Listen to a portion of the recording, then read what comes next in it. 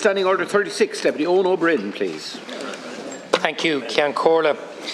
Taoiseach, in 4 weeks' time, the emergency ban on evictions will end. From April, hundreds of people will face the prospect of losing their home. Single people, couples, parents with children and pensioners will become homeless. In many local authorities, emergency accommodation is already full to capacity. The system, Taoiseach, is at breaking point. In Dublin alone, 60 single people and 100 families from the county are in emergency accommodation in Meath and Kildare. And from April, we are not only facing an increase in people in emergency accommodation, we are facing a rise in rough sleeping and, under TUSLA's rules, the prospect of families with children being referred to Garda stations for a safe place to sleep. Taoiseach, just let that sink in for a moment. In a wealthy country with tens of thousands of vacant homes and hundreds of millions of unspent government capital funding for housing, children will be forced to sleep in Garda stations. And why is this happening? Who is responsible? Well, the short answer, Taoiseach, is you.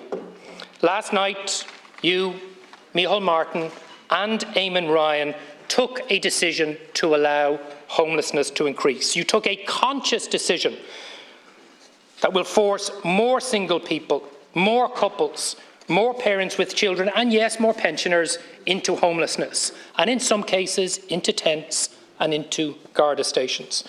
And let's be very clear, last night no other actual new or substantive decision was made. No additional measures to prevent people from becoming homeless in April. No emergency measures to increase the supply of much-needed social and affordable homes in the short term. Just a cold, blunt decision to end the ban on evictions in 4 weeks' time. What a heartless, cruel and shameful decision. When the emergency ban on evictions was introduced last October, we told you it was not enough. We urge you to use the breathing space it provided to take emergency action, to expand the tenant in situ scheme, to expand it to affordable cost rental, to use emergency planning and procurement powers, to target vacant and derelict properties and new building technologies, all of which for the purposes of increasing and accelerating the delivery of social and affordable homes. But Taoiseach, you chose to ignore us. You did nothing extra. And now, because of your inaction and your decision last night, homelessness will increase. Once again, Fine Gael, Fianna Fáil and now the Green Party have abandoned renters. You are throwing them to the mercy of a totally dysfunctional market, a dysfunction created by 11 years of Fine Gael in government. Propped up, of course, by Fianna Fáil for the last 6 years and now joined by the Greens, and whose leader, by the way, has been accused by his own Dáil colleague today of abandoning his party's values and policies. Together, you have allowed rents to rise and keep rising. You have failed to deliver an appropriate volume of social or affordable homes to rent or buy. Year after year, you have missed your own social housing targets that weren't sufficient in the first place. And as a result, people are in huge housing stress. A generation locked out of home ownership, crippled by sky-high rents, trampled in cramped flat shares, stuck in the family's box bedroom, struggling through long, exhausting commutes and languishing on social housing waiting lists. And now we have the spectre of people being forced to emigrate because they cannot access an affordable home. So, Taoiseach, my question is very simple. What are you going to do to prevent ever more people becoming homeless when you end the eviction ban in April? And what are you going to do to increase the supply of social and affordable housing to avert the ever-deepening housing emergency? Taoiseach, please. Dúscar mágad as de chuid ceist a cheachta rinne an réaltais socrú aniu, socrú Jackar, tá bontáistí agus bí bontáistí a chreadam ghuill sé an cinú ceart an pobl, I leas an pobl. Deputy, the government today decided that the temporary eviction moratorium would end on a phased basis as planned and previously announced from the end of March. It was a finely balanced decision. There are pros and cons. but we made a decision which we believe is in the overall public interest. Why? For three reasons. First of all, the moratorium was not effective in reducing homelessness. The number of homeless people being provided with emergency accommodation by the state increased every year or every month for which the moratorium was in place. Secondly, it was beginning to create a new form of homelessness, people unable to move back into a property that they owned, unable to move a son or daughter into an apartment that they bought for that purpose. 20 to 30,000 Irish citizens return home every year. Most do not own their own house or apartment, but many do. And extending this for another 6 months or another year would not have been fair or right to them. And we also extended it. And this is a crucial point because we believe that leaving it in place would have reduced the availability of places to rent and would have driven up rents further. Why? Because it would discourage new landlords from coming into the market, who we need. We've lost 40,000 in the past 5 years, and may cause, once ended, more and more landlords to leave. So it would have been bad for renters, in our assessment, to extend this eviction ban, especially those moving or those seeking to rent for the first time. And let me explain that perhaps in a bit more detail. We know from DAFT reports, from RTB reports, for example, that for the vast majority of renters, people who have tenancies, who are sitting tenants, rents increased by about 3.5% last year. And that's because of the RPZs and other measures. However, when it comes to new tenancies, new properties becoming available for the first time to rent, rents are skyrocketing. And that's because there aren't enough available. There are too few new properties coming on the market to meet demand. And we believe that extending the eviction ban, extending this moratorium, would have meant even fewer properties coming on the market. Why? Because people who have a property to rent would be afraid that they would never be able to get hold of it again or control it again. So we believe, on balance, that it's in the public interest to do this. One, because it wasn't bringing down homelessness.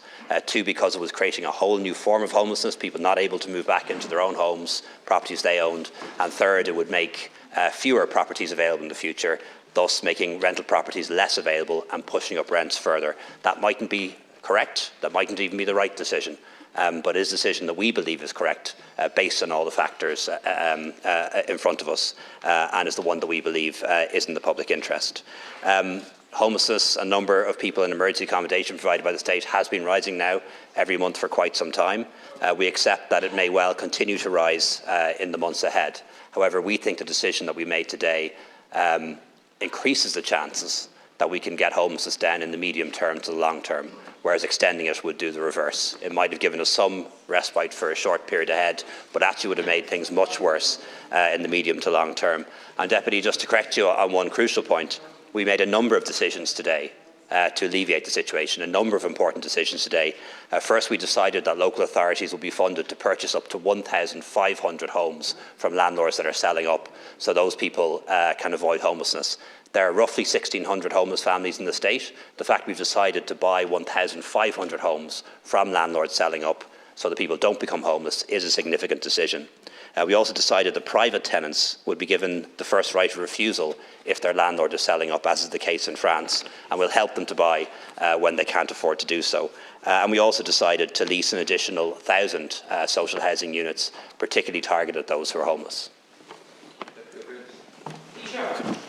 There is no pro to being in emergency accommodation, sleeping in a tent, or having to bring your children to a Garda station. And you say the ban on evictions wasn't working. In fact, it was your government that wasn't working. The reason why the last ban on evictions was so effective is because exits from homelessness rose. In the last year and a half, under your watch and Darragh O'Brien's, exits from homelessness have collapsed. You say that the ban was creating a new form of homelessness. Well, I tabled an amendment to the bill last October that would have addressed that, and this government didn't support it. And you say that if you continue the ban on evictions, it would reduce the availability of rental stock. The very opposite. Once you end the ban on evictions, landlords will continue to leave the market. They've been doing it for 6 and 7 years, and they will continue in the time ahead. And with respect to your target for tenant in situ, we know what Darragh O'Brien does with his targets. He makes them and he breaks them. He makes them and he breaks them over and over again. In my own local authority, over 100 homes have been offered to South Dublin County Council in tenant in situ in the last year. How many have been bought, Taoiseach? 3. So please, don't come here and tell us you agreed anything new last night. You made one decision to end the ban and increase homelessness. What additional emergency measures for April will you put in place to counteract the negative consequences of your own decision? Thanks, Deputy. There were about 2,700 exits from homelessness last year and 3,000 preventions. And the reason perhaps why there were more exits from homelessness during the pandemic is because of the restrictions on domestic and international travel. There was simply more accommodation available, with people not coming into the country and tourists not taking up that accommodation. So there are many other factors at play during the pandemic that helped to reduce homelessness, and that is now very evident. The fact that the moratorium was not effective in bringing down the number of people homeless in the past 6 months proves that. Decisions that we've taken, Deputy, I outlined earlier. We are authorising local authorities, and will fund them to do it, to purchase 1,500 homes this year. So if a landlord is selling up, if they have a social housing tenant on HAP or on RAS, the local authorities will be encouraged and enabled to purchase that property, so the person doesn't become, or the family doesn't become homeless in the first place. We're going to give private renters the right of first refusal and help them to buy. Won't work for everyone, but will work for some. We've also decided to lease an additional 1,000 social homes to prevent people, or to accommodate people who are becoming homeless. And we've also signalled very clearly that there will be tax measures in the forthcoming budget to encourage landlords to stay in the market and encourage more to come in, because there'll always be landlords leaving. But there is zero entering now, and that's a really big problem and something we need to address.